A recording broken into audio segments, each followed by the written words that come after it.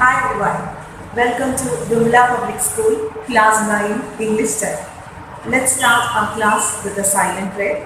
I request all of you to please stand, join your hands. Please be seated. I hope you understood what we have done in the other class. In the last class, we have done subject-verb agreement, and I hope it is clear for everyone.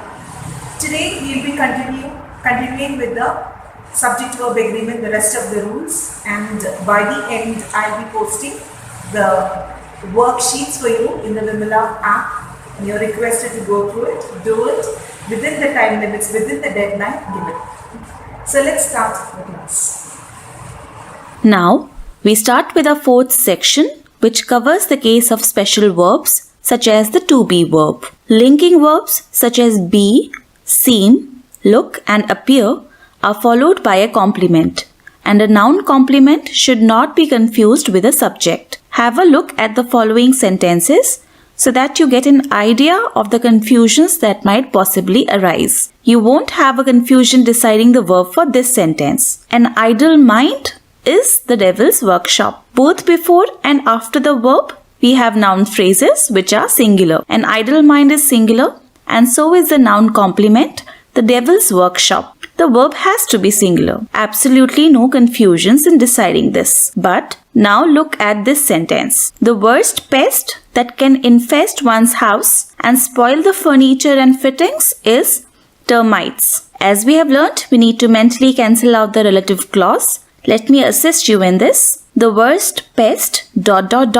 is termites. Sounds weird, isn't it? But you would be surprised to know that's the correct verb. The worst pest is termites. The alternative to this, the worst pest are termites, is wrong because the subject here is a noun phrase, the worst pest, and not the word termites, which is a noun complement. However, if we invert the word order, a lot changes. We would say termites are the worst pest that can infest one's house. The verb are correct in this sentence, as the subject for this verb is termites, which is plural. Okay, so I guess you would have realized the complications involved. Whenever the verb to be is used as a linking verb, as the main verb of the sentence, you might have confusion deciding whether the subject of this verb is the one that comes before or after, particularly if one of them is singular and the other is plural. So here is a special hint. As always, the subject of the verb comes before such verbs, regardless of what follows.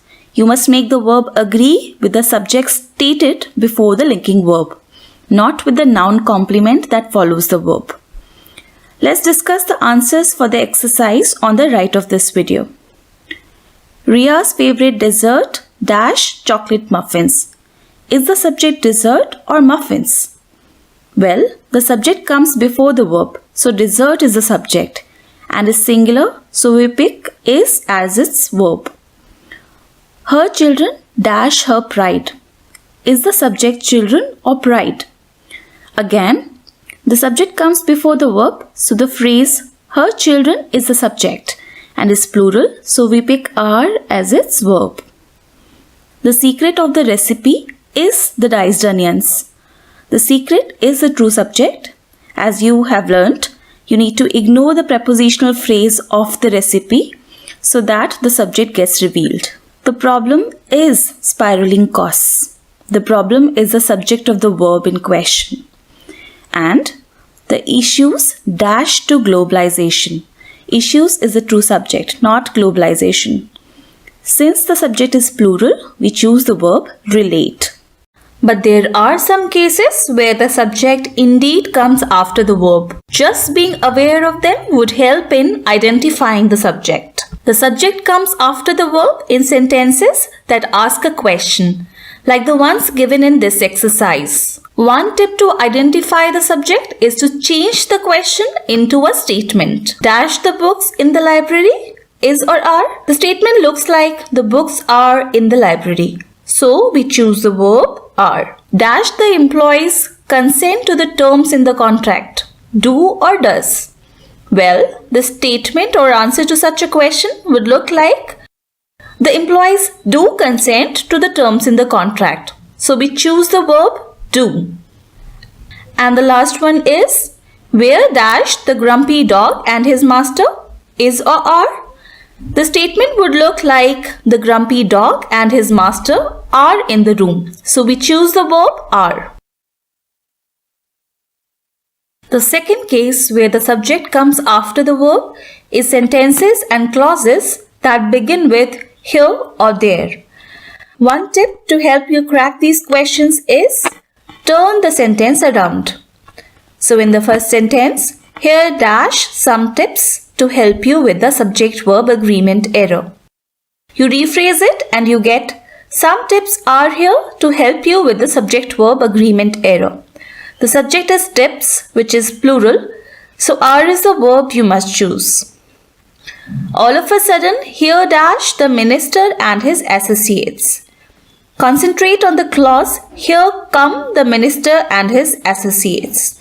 Rephrasing it, you get the minister and his associates come to that place. The minister and his associates is a plural subject for which we need to decide the verb. The correct verb is come, a plural one. There dash my brand new purse into the drain. Go or goes? Turn the sentence around and you get, alas, my brand new purse goes into the drain. The subject phrase is my brand new purse, for which the verb has to be goes. The third case of subject after verb is when a prepositional phrase comes before the verb and the subject follows. Turning the sentence around will work here as well. What one would need to keep in mind is that the prepositional phrases can't be subjects. Subject is that noun or noun phrase which is being talked about, is the doer or beer of a verb. On the wall, dash several paintings. Was a verb. On the wall is clearly a prepositional phrase. You turn the sentence around and you get several paintings were on the wall. Paintings is the subject, so we choose the verb form were. In the center of the museum, dash 3 huge sculptures. What stands in the center of the museum? 3 huge sculptures. The plural verb stand agrees with the plural subject 3 sculptures. Our sixth section on subject-verb agreement is that of collective nouns as subjects. Collective nouns are nouns which denote a group or collection of people or things. Words such as audience, committee, police, crew, family, faculty, government, group and team all are collective nouns.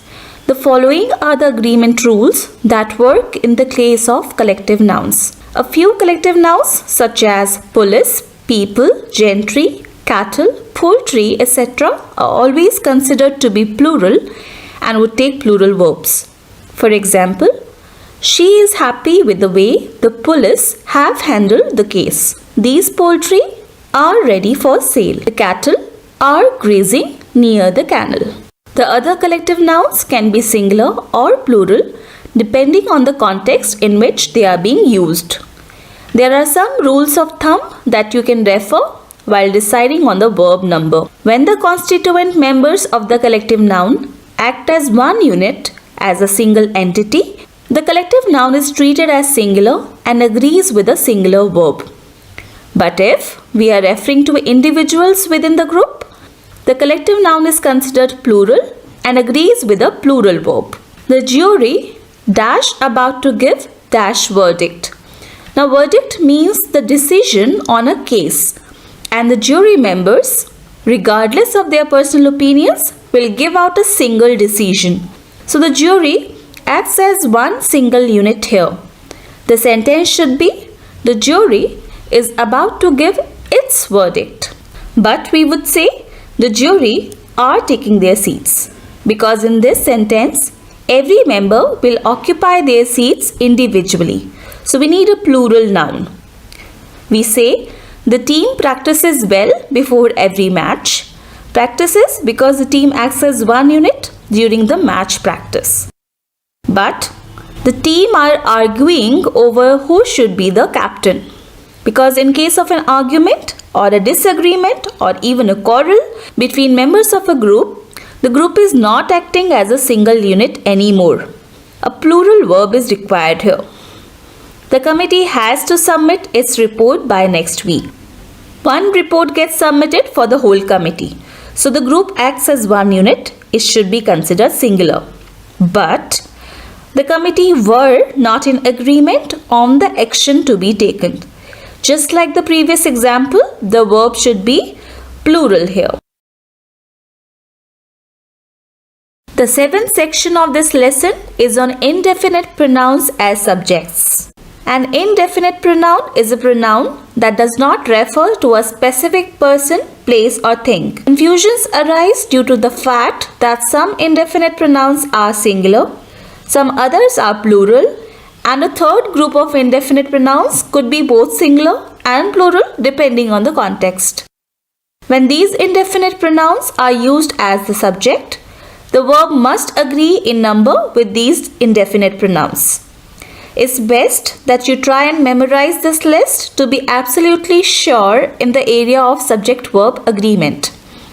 The indefinite pronouns each, either, neither, much, one and another are always singular.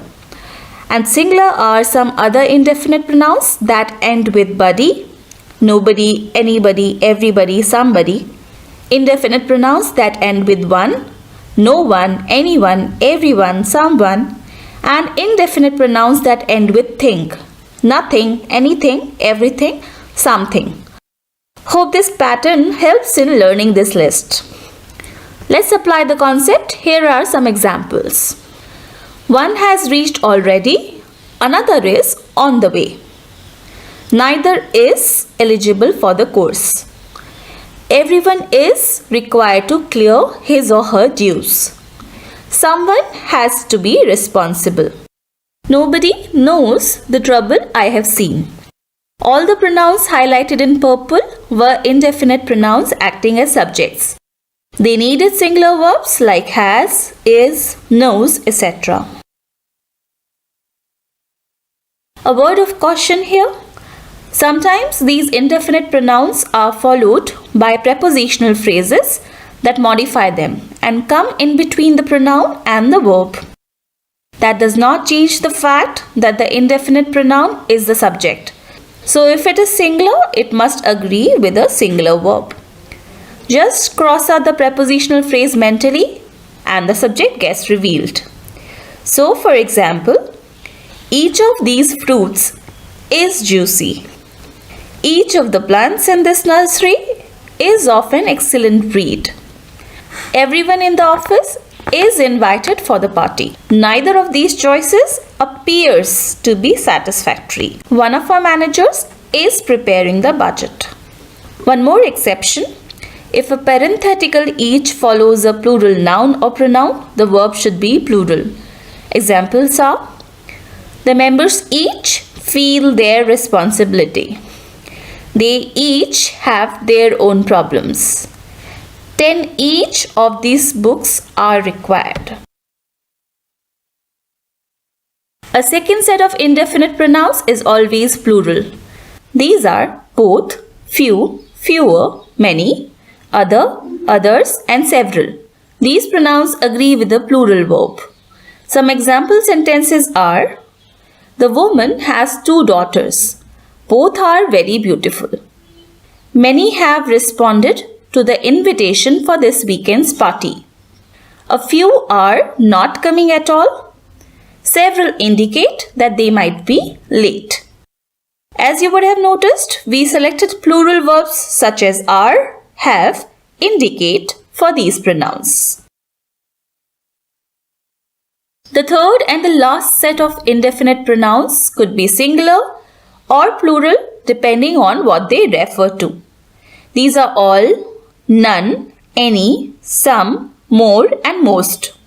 Some examples of their use are: none of the food is fresh. None refers to food which is uncountable and singular, so we use the verb is. But for the same indefinite pronoun none, we would say none of the cookies are left. None refers to cookies which is a plural noun. Some of the furniture seems out of fashion. Some refers to furniture which is uncountable and singular, so we use the singular verb seems. But we would say, beware, some of the rocks are slippery. Some refers to rocks here, which is a plural noun, so it agrees with the plural verb. Similarly, all of the typing has been finished. All refers to typing which is uncountable and singular. And most of the goods have been sold. Most refers to the word goods, which is clearly plural. Now, the phrase one of with all its variants poses special problems for students. So here are 3 rules which will help you attempt the questions on this area. The phrases one of and one of the take a singular verb. This is according to what we discussed earlier, that some indefinite pronouns like one are always singular. The correct answers for the first 2 sentences are, one of you is telling the truth and one of our managers is preparing the project presentation.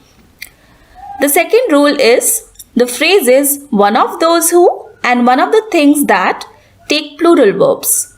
Again, we have done the section on relative clauses that come in between. Words like that, who and which, introducing these relative clauses are relative pronouns. Try and see what these pronouns are referring to. Accordingly, the subject will be singular or plural. One of the things that dash students' nuts is subject-verb agreement. We need to decide the verb for the relative clause, that dash students' nuts. The relative pronoun that refers to things that drive student nuts. The subject is plural, so the verb in this clause must be plural too. Garv is one of those students who dash brought laurels to our institute. The relative clause here is who dash brought laurels to our institute.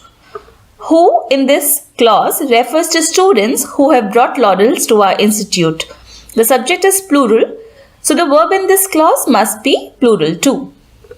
On the other hand, if the words the only precedes these one-off phrases, they take a singular verb. For example, Vishal is the only one of our students who dash received the scholarship. The pronoun in the relative clause who refers to Vishal as the only student who has received the scholarship. So the correct sentence is, Vishal is the only one of our students who has received the scholarship. The 8th and last is special subjects. Now, the subjects don't always refer to persons, things or animals. Sometimes they refer to titles of works such as books, magazines, movies, etc., to company names and to gerund phrases. The subject in these cases is singular. The name of a country or its government as subject is also considered singular. Some example sentences following this rule are, The Expendables is a movie about a group of aged mercenaries with a mission. Though Expendables sounds plural, the word is the title of a movie and is singular. The Times of India still has wide circulation. Times of India is the name of a newspaper and hence singular. The Coca-Cola Company is headquartered in Atlanta, Georgia. Coca-Cola Company is clearly a company name and hence singular. The United States of America has a congressional system. United States of America is a country name, though it sounds plural, but it is considered singular. And sleeping is my favorite pastime. Sleeping is a gerund, it's singular. Another special case is that of amounts. Nouns that express amounts of time, money, distance, etc. are considered singular. For example, 20 minutes of exercise every day keeps a person fit. The subject phrase 20 minutes measures time and is singular. Similarly, we would say 3 years seems too long a time to wait. The subject phrase 3 years measures time and is singular. Yes, 5 meters is ample for a suit. The subject phrase 5 meters measures length and is singular. And $800 is more than I can afford. The subject phrase $800 is mentioned as a single amount of money and is singular. Please note that the word dollars is a special case. When talking about an amount of money, it requires a singular verb. But when referring to the dollars themselves, a plural verb is required. So we say $100 is a lot of money, but dollars are often used instead of rubles in Russia. In the last sentence, dollars are being considered as individual units, so the word agrees with the plural verb. The third and last case is that of fractional expressions such as a majority of, 1/2 of, 2/5 of, 40% of. For fractions, percentages and other parts of a whole as subjects, the verb agrees with the object of the preposition that follows the subject. For example, 1/3 of the voters have cast their ballots so far. While the fractional expression 1/3 is the subject, it refers to voters, which is the object of the preposition of. The verb must agree with voters, which is both countable and plural. So have is the correct verb. Half of the grain was ruined due to untimely rains. The fractional expression half is the subject, and since it refers to grain, which is the object of the preposition of, the verb must agree with grain, which is an uncountable and singular noun. So was is the correct verb. Coming to percentages, we would say 40% of the newspaper is devoted to advertisements. Newspaper is singular, so verb must be singular. 80% of the buildings were destroyed in the inferno. Buildings are plural, so verb must be plural. A majority of the student body is in favor of relaxed attendance norms. The expression a majority of is unspecified in terms of percentage and it refers to the student body, a noun phrase which is singular, so the verb must be singular too. We find another problem when we need to write phrases like a number of or the number of. And while they are similar in nature, one of them needs a singular verb and the other a plural verb. The number of requires a singular verb and a number of requires a plural verb. Examples are: the number of mistakes in this report is alarming. The number of patients suffering from dengue and malaria increases every year. Both the sentences above require singular verbs, but a number of errors were identified in the report. A number of our staff are going on leave. The subjects above require plural verbs. Finally, sums and products of mathematical processes are expressed as singular and require singular verbs. The expression more than one, oddly enough, takes a singular verb. More than one student has failed this time. 2 and 2 is 4. 5 times 4 divided by 2 is 10. As we discussed, all of them required singular verbs.